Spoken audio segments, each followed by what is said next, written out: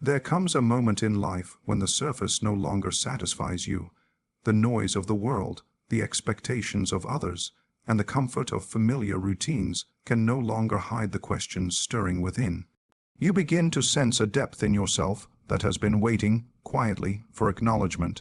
You realize that to move forward, to grow, you must face the parts of yourself you have long avoided, the hidden fears, the buried desires, and the strength you abandoned along the way. Most people are not ready for this confrontation, but if you are listening now, it means something inside you is prepared to awaken. True growth begins when you stop avoiding your inner world.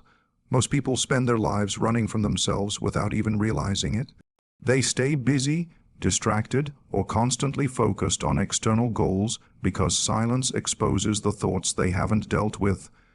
The inner world holds everything we pretend not to feel: our fears, desires, anger, insecurities, strengths, and forgotten ambitions. It is easier to work harder, talk louder, or chase something new than it is to sit with the truth that lives inside us. But the moment you turn inward, even slightly, you begin to see the patterns that shape your life more than anything happening outside. Avoiding the inner world is like covering a mirror with a cloth and complaining that you can't see clearly. The reflection doesn't disappear. You just choose not to face it. The things you suppress don't vanish. They influence your actions from the shadows. They appear in your reactions, decisions, relationships, and even your limitations. The fear you ignore grows stronger. The dream you postpone becomes heavier. The insecurity you push aside begins to control your behavior. And the strength you doubt becomes wasted potential. True growth starts when you lift that cloth and choose to see yourself without filters or excuses. The inner world is uncomfortable because it exposes contradictions. You may say you want peace, yet chase chaos. You may claim you want love, yet avoid vulnerability. You may desire success, yet sabotage your progress. Facing your inner world forces you to bridge the gap between what you say you want and what your actions reveal. This honesty is not gentle. It cuts through every illusion you use to protect your ego. But that discomfort is important. It is the doorway to transformation. When you finally stop avoiding what's inside, you begin to see the roots beneath your behavior. That anger isn't anger, it's exhaustion. That jealousy isn't jealousy. It's the fear of not being enough. That avoidance isn't laziness. It's the belief that you might fail if you try. Understanding these roots doesn't make you weak. It makes you powerful. Because now, instead of reacting blindly, you choose consciously. Instead of repeating old cycles, you break them. Instead of feeling controlled by emotions, you learn from them. The inner world also holds a deeper strength you may have forgotten. Beneath the doubt, there is clarity. Beneath the fear, there is resilience. Beneath the hesitation, there is a boldness that once defined you. Many people think growth is about becoming someone else. But real growth is remembering who you were before the world convinced you to shrink, hide, or stay small. You reclaim pieces of yourself that you abandoned because they weren't accepted, appreciated, or understood. And once you reclaim them, you begin to rise without forcing anything. Turning inward doesn't mean isolating yourself from life. It means understanding why you move the way you do in life. The external world often distracts us with pace, pressure, and comparison. But the inner world brings you back to your center. It tells you what truly matters, what drains you, what strengthens you, and what direction feels aligned with who you are becoming. Without this internal awareness, you live reactively, constantly pulled by external forces. With inner awareness, you live intentionally, guided by your own depth and self-knowledge. Facing your inner world also teaches you how to deal with your emotions instead of running from them. You no longer fear sadness because you understand it. You no longer fear uncertainty because you've navigated your inner chaos before. And you no longer fear judgment because you've already confronted the parts of yourself you once feared the most. When you master your inner landscape, the outer world becomes much less intimidating. External challenges lose their power because your internal foundation is solid. Growth is not about appearing strong, it's about becoming whole. Wholeness comes from integrating every part of yourself, the confident side, the insecure side, the hopeful side, the wounded side, the ambitious side, and even the confused side. When you accept these parts instead of fighting them, you stop living in conflict with yourself. You stop wasting energy pretending. You stop rejecting your own humanity. And in that acceptance, you find strength that feels natural, grounded, and unshakable. True growth begins when you stop avoiding your inner world, because that inner world is the source of every change you desire. When you know yourself deeply, no one can manipulate you, no situation can break you, and no obstacle can silence you. The moment you face yourself honestly, everything around you starts to shift. Your choices become clearer. Your boundaries become stronger. Your purpose becomes visible. And your life begins to align with who you truly are. Your shadow contains the power you abandoned. Most people hear the word shadow and assume it represents only the negative: anger, fear, jealousy, mistakes, impulses, and every part of themselves they would rather hide. But the shadow is far more complex. It is not simply a dark corner of the mind. It is the storage place of everything you pushed away because life, society, or people convinced you not to show it. And in that hidden space lies not only the parts you dislike, but also parts of your strength, confidence, intuition, creativity, and potential. Everything you rejected in yourself didn't disappear, it retreated into the shadow, waiting to be acknowledged. Throughout your life, you were told what was acceptable and what wasn't. Maybe you learned to stay quiet because someone dismissed your voice. Maybe you learned to tone down your personality because someone called it too much. Maybe you learned to hide your ambition because others felt threatened by it. Over time, these pieces of you were pushed away not because they were wrong or harmful, but because they made someone else uncomfortable. And without realizing it, you abandoned parts of your own power just to maintain peace, fit in, or avoid judgment. The shadow holds those abandoned strengths like forgotten treasures. When you suppress anger, you also suppress your ability to create boundaries.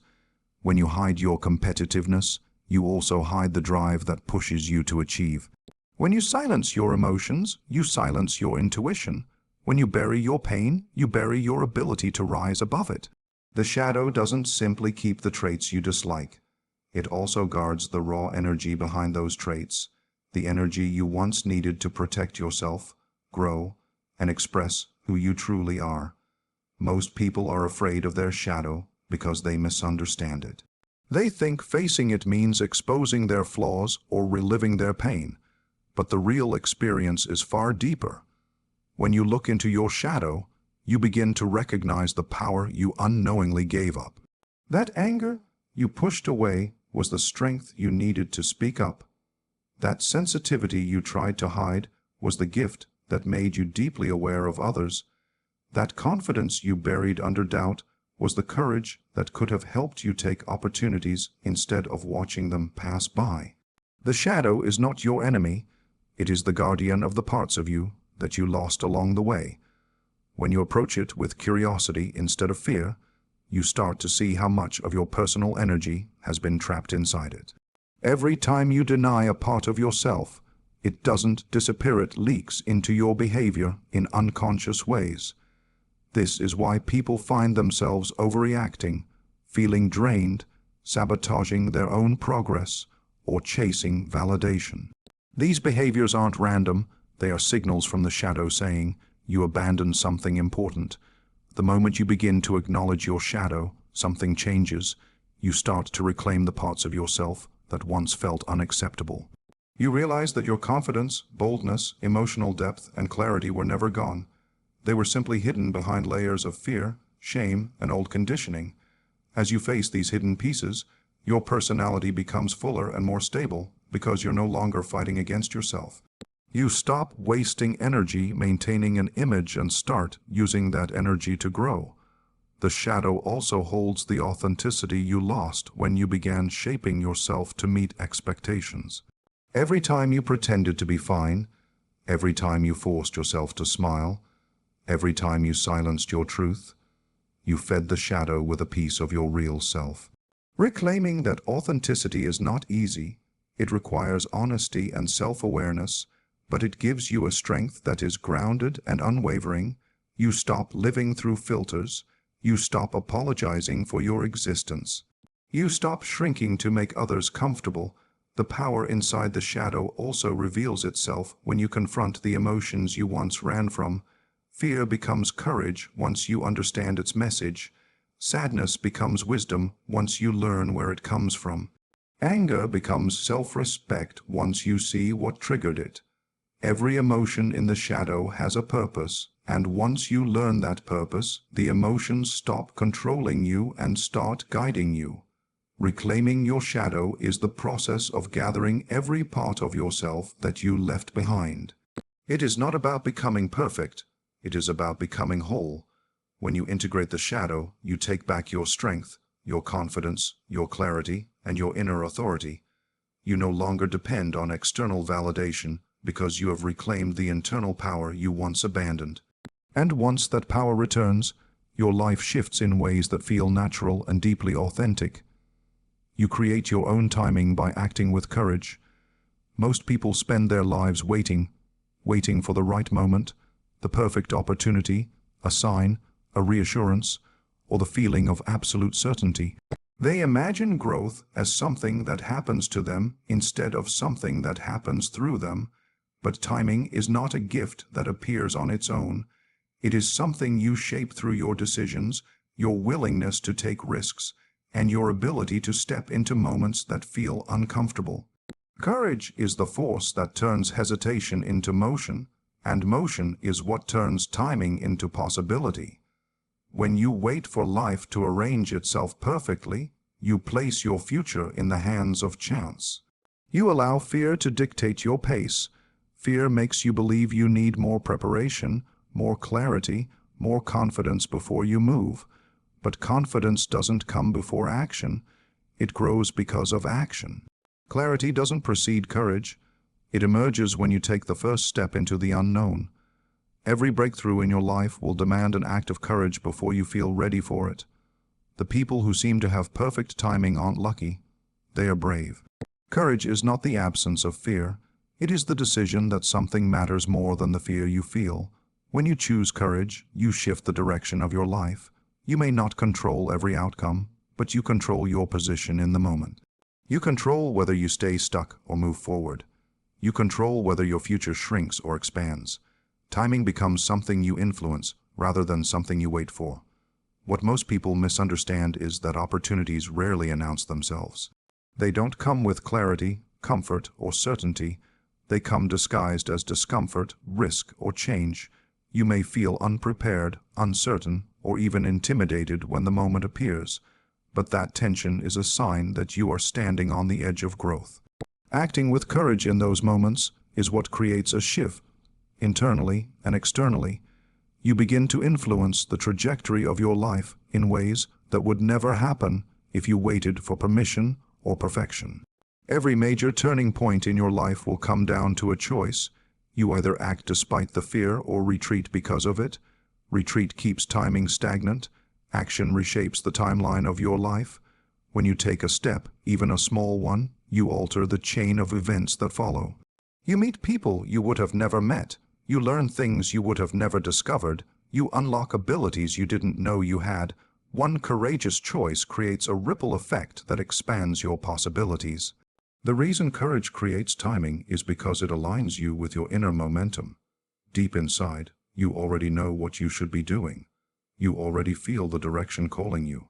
But the mind delays, questions, and hesitates. Courage bypasses that hesitation. It moves you from thinking into doing. And the moment you start moving, life responds, doors open, paths appear, resources show up, not because they weren't there before, but because you weren't moving toward them. There is also a psychological shift that occurs when you act with courage. Your self-image changes. You begin to see yourself as someone capable, someone willing, someone who takes responsibility for their life rather than waiting for circumstances to change. That inner shift becomes a force that influences your external world. Suddenly, what once felt impossible begins to feel reachable because you have proven to yourself that you can handle discomfort, uncertainty, and risk. Courage does not guarantee success in every attempt, but it guarantees growth, and growth is what leads you to the moments that reshape your life. Setbacks are not failures. They are part of the timing you create. Every step, even the wrong ones, teaches you something essential. They refine your intuition, sharpen your decision making, and strengthen your resilience. Over time, you begin to recognize patterns. You start sensing when a moment is right, not because you waited for a sign, but because you learned how to trust your own movement. When you act with courage, you build a life based on intention rather than avoidance. You stop waiting for external conditions to be perfect and start using your internal strength to navigate imperfect conditions. This shift allows you to move faster, grow deeper, and evolve in ways that waiting will never give you. The truth is simple. Life will never hand you the perfect moment, but courage will always create one. You are not becoming someone new. You're returning to your true self. So much of life teaches you to believe that growth is a process of adding more, becoming more, or transforming into some entirely different version of yourself. But the deeper you look within, the more you realize that the person you are trying to become is not a stranger. It is the person you were before the world told you to dim your light. Your true self has always been there, quietly waiting beneath layers of fear, expectations, pressure, and learned behavior. Growth is not invention, it is recovery. From childhood onward, you start collecting beliefs that are not yours. You learn what is acceptable and what is not. You learn which parts of yourself receive approval and which parts create discomfort for others. So you adjust. You soften your voice when it's too bold. You shrink your presence when it feels too loud. You hide your sensitivity because the world calls it weakness. You guard your dreams because they seem unrealistic through the eyes of others. Slowly, without even noticing, you drift away from your own essence. Not because you wanted to, but because you were taught that survival meant fitting in, not standing out. Returning to your true self means peeling back these layers, not building new ones. The qualities you think you lack, the confidence, the clarity, the strength, the creativity are not missing. They are buried, covered, muted, and every step you take toward healing, self-awareness, and courage is a step toward uncovering what was always there. The process feels like becoming someone new only because you've lived so long separated from your own truth. Your true self shows up in small, quiet ways long before you fully return to it. It appears in moments when you feel a deep inner pull towards something meaningful. It appears when your instincts tell you a situation is wrong for you. It appears when you feel a spark of recognition in something you're passionate about. That spark is not new. It is a reminder, a memory, a signal from within that says, this is who you were before fear got in the way. The reason returning to yourself feels so powerful is because you're reclaiming parts of your identity that you abandoned to make others comfortable. Every time you choose honesty over pretending, you come closer to your true self. Every time you choose boundaries over approval, you come closer to your true self. Every time you follow your intuition instead of external pressure, you come closer to your true self. These actions are not creating a new version of you, they are revealing the original. There is a natural ease that comes with returning to who you really are. You stop forcing things. You stop trying to prove your worth. You stop chasing validation.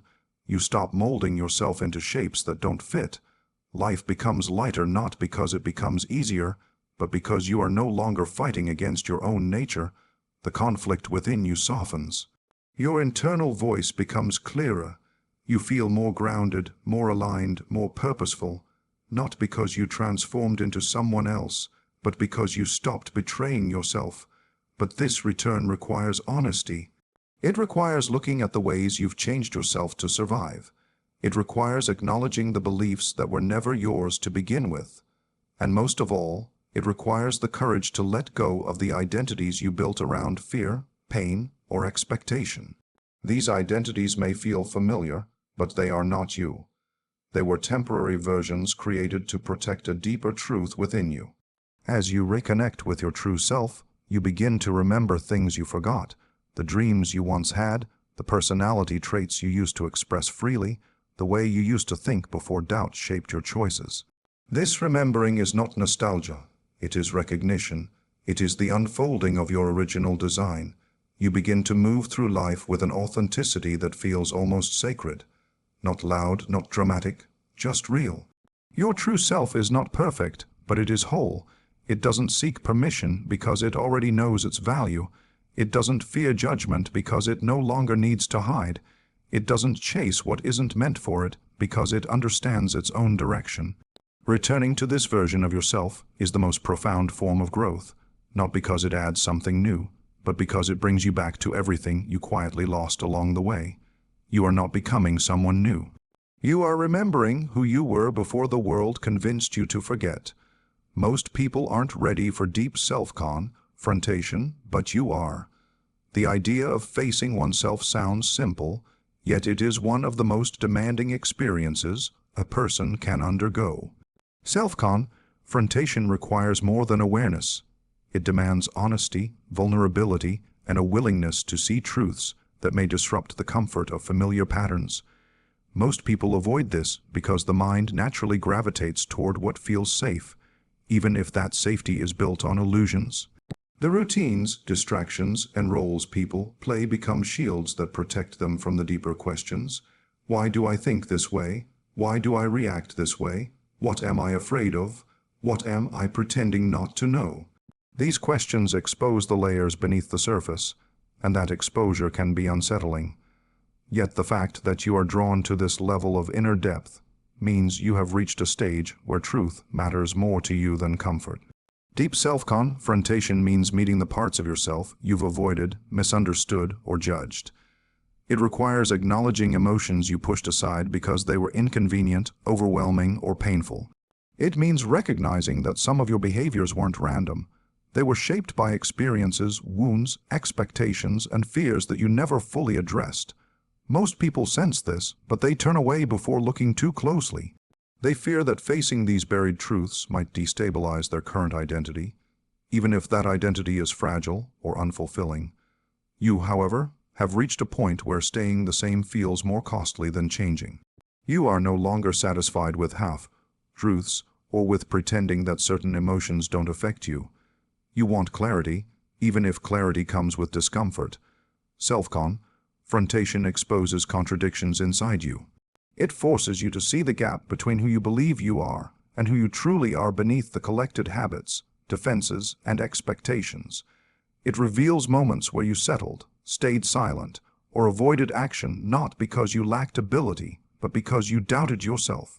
It shows you where your fear disguised itself as logic, where your hesitation wore the mask of patience, and where your pain pretended to be indifference. These revelations aren't easy to face. Many people would rather remain in the surface-level understanding of themselves because depth demands accountability. But you are ready for that accountability. You are ready to understand yourself beyond the convenient explanations.